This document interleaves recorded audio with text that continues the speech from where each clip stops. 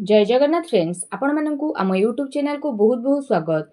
जदि कहिबा आउ मात्र 2 दिन परे आपणक भाग्य रे अचानक परिवर्तन देखिबाकू मिलिबो।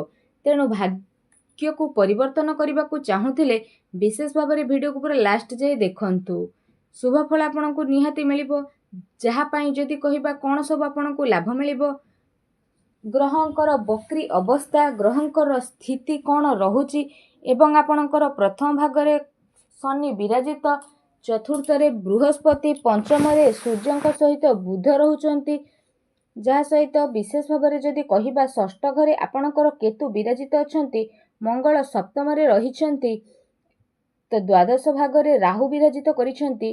तो ग्रह मानकर एपरी स्थिति जदि आमे कहिबा तो आपणक जीवन में कौन सब नुआ परिवर्तन नहीं आसुची, कौन खुशी आपणक जीवन में आसीबो आगामी 2 दिन में निश्चिंत भाव में आमे जानिबा। ए वीडियो रे बहुत किछि जानिबा। विशेष भाव में जदि कहिबा ए 2 दिन स्थिति रे ए केतोटी दिन रे आपणकर स्थिति रे महापरिवर्तन आसीबो। तेणु वीडियो को पूरा लास्ट पर्यंत देखंतु। जदि कहिबा ग्रहराज शनि द्वारा विशेष भाव में आपणक जीवन में बहुत बड़ परिवर्तन आसीबो। आपणक जीवन में यूटर्न आसीबो। शनि बक्री अवस्था रे रहिबे तो स्थिति रे परिवर्तन मध्ये देखिबा पई मिलिबो। तो 5टी दिगरु आपणको विशेष भाव में लाभ देखिबाकू मिलिबो। 3टी क्षेत्र में सावधान मध्ये आपणको रहिबाकू पड़िबो। आसंतु जानिबा 2 दिन स्थिति किपरि रहिबो। तेणु वीडियो को पूरा लास्ट जाए देखंतु। वीडियो भल लागिथिले कमेंट बॉक्स रे जय शनिदेव बोली अवश्य लिखंतु। वीडियो को लाइक शेयर कमेंट करंतु। सर्वप्रथमे आपणको पई कहिबा बंधु मिलनर जोग मध्ये रहिबो, जहा कि नूतन बंधु आपणको मिलिबो, जहा फल रे आपण से सब को नै लाभ उठेबे। ता सहित अतीत रे किछि बंधु, अतीत रे किछि मित्र जे आपणकोठु दूरेई जाइथिले तो सेमानक सहित आपणकर किछि शत्रुता, किछि आपणकर वाद विवाद होइथिला तो पुनर्बार जोड़ी मध्ये होई पारंती। आगो को आपणकर बंधु मिलनर प्रबल जोग बनुची। निश्चिंत भाव में बहु दिन देखि नथिबा बंधु को देखिबे और तांको द्वारा उपकृत मध्ये होई परिबे और तांको द्वारा किछि ज्ञान जहा आपणको जीवन में बड़ परिवर्तन आनिबो। तो निश्चिंत भाव में एक कथाटी को मन रखंतु। विशेष रूप से जदि कहिबा ए सप्ताह मध्य निश्चिंत भाव में अर्थर प्रबल संभावना रही। शनिदेव जेहेतु बक्री अवस्था रही, जहाँकि आपणको पई विशेष भाव में स्थिति रे परिवर्तन आसीबो। एहा सहित विशेष रूप से जदि कहिबा आपणको धन लाभर संकेत मिलुची। ता सहित आपणको ऑनलाइन तरफरु मध्ये कोनोसी भल सूचना मिली पारे। आपण जदि कोनोसी मित्रंक ठारू धनर आशा करिथिले तो धनर स्थिति मिलिबो। ऑनलाइन माध्यम जदि किछि कार्य करूछंती तो भी बहुत भल स्थिति आपणको पई बनिबो। अचानक धन मिलिबार संभावना मिलिबो। किछि ना किछि धन एपरि मिलिबो जहार चिंता आपण करि नथिबे। जदि आपण अर्थ लाभ पई कोनोसी कार्य रे हाथ देउछंती, कोनोसी कार्य को आगो को बढ़िबा पई चेष्टा करूछंती तो भी करंतु। कोनोसी क्षेत्र रे निश्चिंत भाव में धन मिलिबार विशेष रूप से संभावना मिलिछि। बहुत बड़ लाभ आपनको प्राप्त हेबो। प्रत्येक क्षेत्र रे आपनको सफलता मिलिबो। जे क्षेत्र रे आपण आगो को जिबे से क्षेत्र रे आगो को बढ़िबे।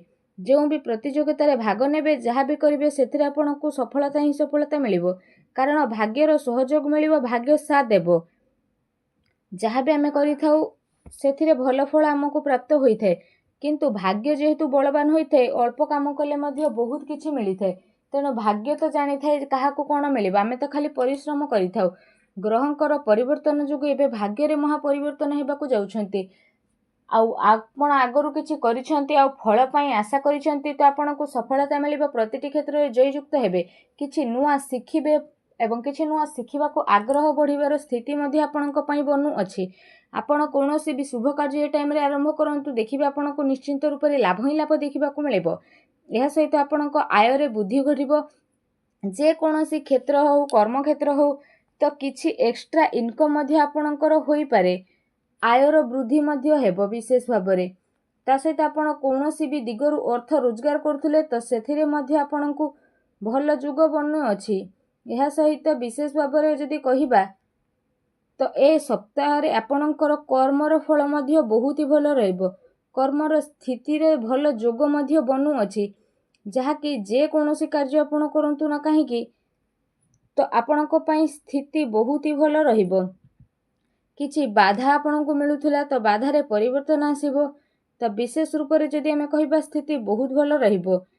भल सुखी रहिबे। प्रत्येक क्षेत्र रे जहा भी आपण करूछंती, छोट काम करंतु, बड़ काम करंतु, जहा भी करंतु, ତ ଆପଣ ସେଥିରେ ଖୁସି ଅନୁଭବ କରିବେ।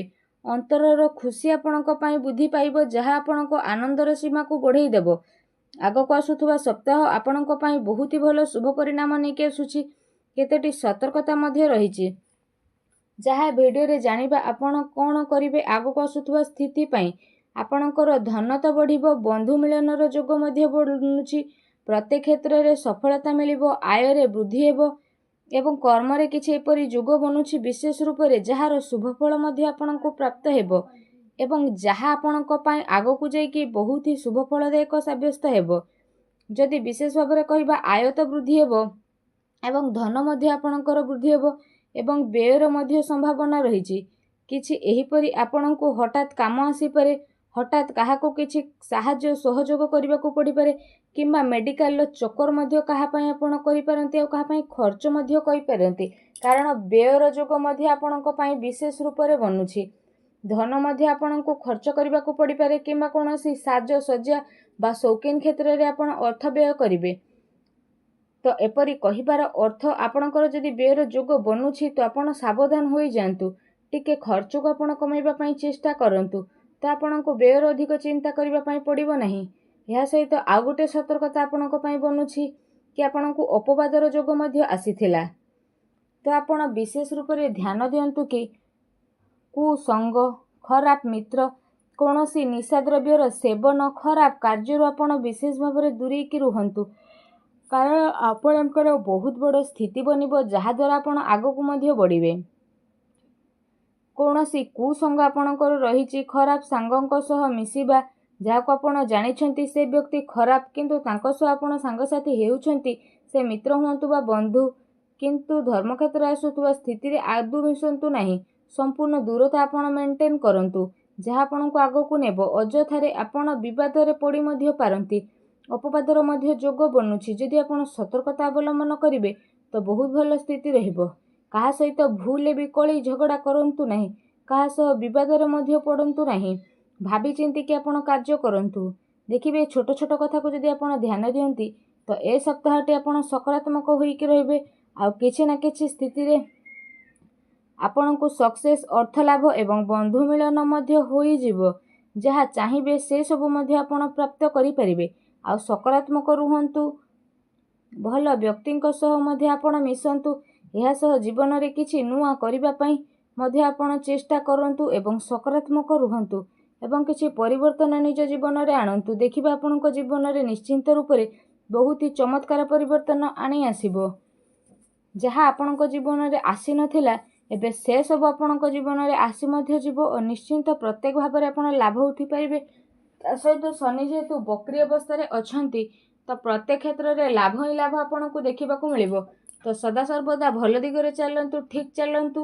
ଆଉ ଯେମିତି ଆପଣ ଜାଣିଛନ୍ତି ଆପଣଙ୍କର ସ୍ୱାମୀ ଶନିଦେବ, ତ ଶନିଦେବ ଭଲ ଫଳ ପ୍ରଦାନ କରିଥାନ୍ତି ତ କେବେ ଭଲ ଫଳ ପ୍ରଦାନ କରିଥାନ୍ତି। ତେଣୁ ସାବଧାନ ପୂର୍ବକ ଆପଣ କାମ କରିବା ପାଇଁ ଚେଷ୍ଟା କରନ୍ତୁ, ନଚେତ୍ ବହୁତ ବଡ଼ ପରିବର୍ତ୍ତନ ଆପଣଙ୍କ ଲାଇଫରେ ବିଶେଷ ଭାବରେ ଦେଖିବା ପାଇଁ ମିଳିବ। ରାଶିର ସ୍ୱାମୀ ଯେହେତୁ ସିଏ, ତ ଆପଣଙ୍କୁ ବଡ଼ ପରିବର୍ତ୍ତନ ଦେଖିବା ପାଇଁ ମିଳିବ। ତ ଆସୁଥିବା ସପ୍ତାହରେ ଆପଣଙ୍କ ଜୀବନରେ ନିହାତି ଭାବରେ ଦେଖିବା ପାଇଁ ମିଳିବ। ବିଶେଷ ରୂପରେ ଏ କଥାକୁ ଧ୍ୟାନ ଦିଅନ୍ତୁ ଏବଂ ଆଗାମୀ ଜୀବନ ପାଇଁ କିଛି ସତର୍କତା ଅବଲମ୍ବନ କରନ୍ତୁ। ଭିଡ଼ିଓଟି ଭଲ ଲାଗିଥିଲେ ଭିଡ଼ିଓଟିକୁ ଲାଇକ୍ କରନ୍ତୁ ଓ କମେଣ୍ଟ ବକ୍ସରେ ଜୟ ଶନିଦେବ ବୋଲି ଅବଶ୍ୟ ଲେଖନ୍ତୁ। ଧନ୍ୟବାଦ।